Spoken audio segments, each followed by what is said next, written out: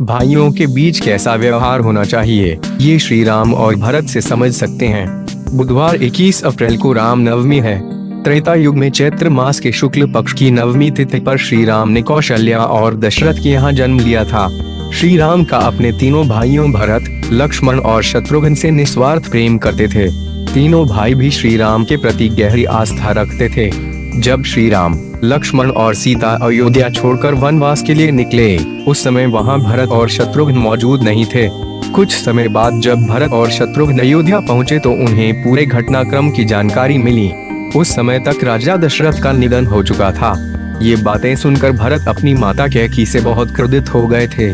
भरत ने राजपाट स्वीकार करने से मना कर दिया और उन्होंने तय किया कि वे राम वापस अयोध्या लेकर आएंगे।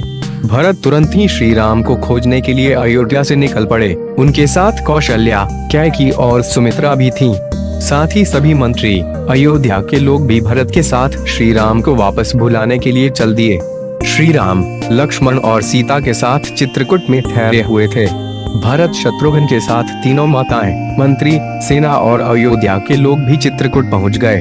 वहां सेना और अयोध्या के लोगों को रोककर भरत शत्रुघ्न श्री राम की कुटिया में पहुंचे। दोनों भाई राम के चरणों में गिर पड़े और वापस चलने के लिए निवेदन करने लगे। भरत शत्रुघ्न ने बताया कि पिता राजा का निधन हो चुका है। ये समाचार सुनकर श्री राम दुखी हो गए।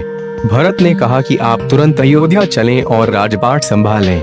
मैं आपका छोटा भाई, आपके पुत्र समान हूँ। कृपया मेरा निवेदन स्वीकार करें और मुझ पर लगे सभी कलंक को धोकर मेरी रक्षा करें। श्री राम ने भरत से कहा कि मैंने पिताजी को वचन दिया है कि मैं 14 वर्ष का वनवास पूरा करके ही अयोध्या वापस आऊंगा।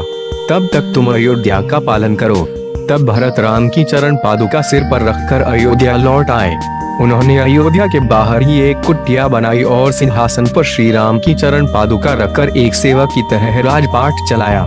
सीख श्री राम और भरत का ये प्रसंग हमें बताता है कि भाइयों के बीच परस्पर निस्वार्थ प्रेम होना चाहिए।